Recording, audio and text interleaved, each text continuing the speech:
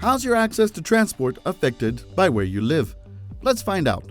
Transport is what they call a derived demand. So it means that very seldom are people traveling for the sake of traveling.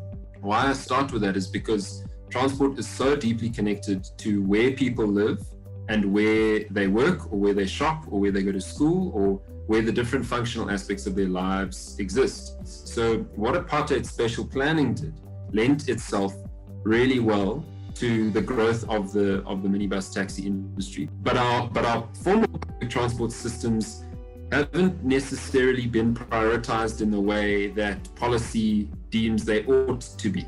So what I mean by that is if you read any transport policy, whether it's at a national level or a city level, it says public transport's to be prioritized, public transport passengers over vehicles, pedestrians first. It's this very kind of sustainable transport narrative.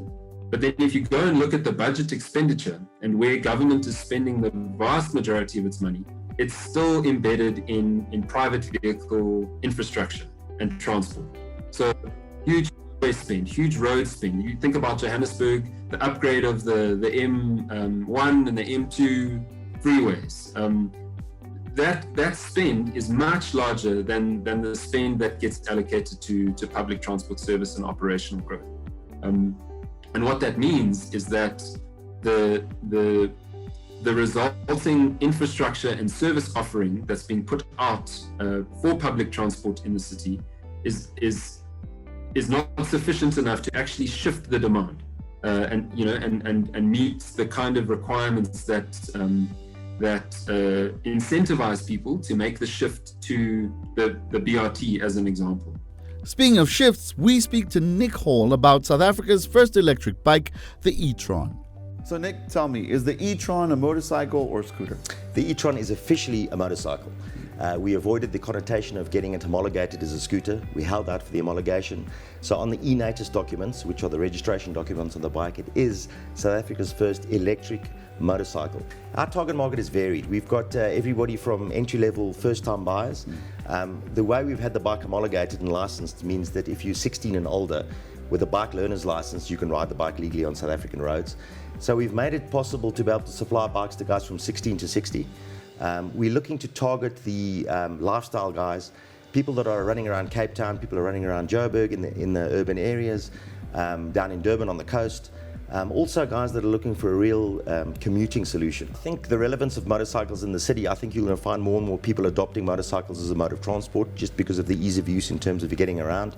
The problem with electric bikes traditionally has been the fact that they run completely silent. As you'll see, we've got that speaker fitted onto the side of the bikes. Now, all of the bikes come with a Bluetooth speaker, which allows the rider to be able to get some audible notice and some audible attention.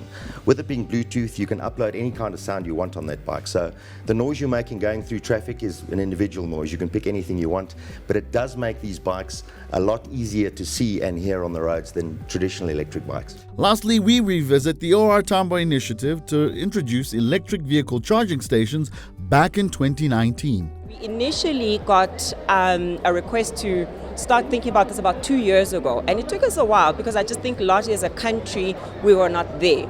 But we realized that as part of our innovation strategy and as part of our evolution, we needed to start getting to grasp with what needed to be done from an environmental perspective and from just what's socially responsible.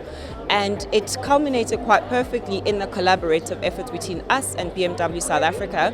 And this is also hinging on our overall commercial strategy, which speaks to offering a great passenger experience for everybody that comes through to our airports. And so we hope that as we start this, as the first airport to roll this out, we are truly speaking to increasing and bettering that passenger experience. When you look at the commuting today, most people, 65% of commuters through this airport are actually domestic.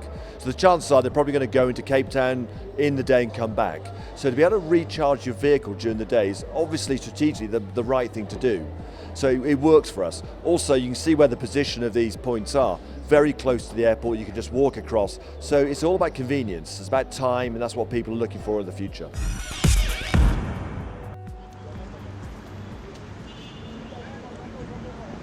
This is the one and only Donald, Mr. Black and White, and you are watching Joburg Today.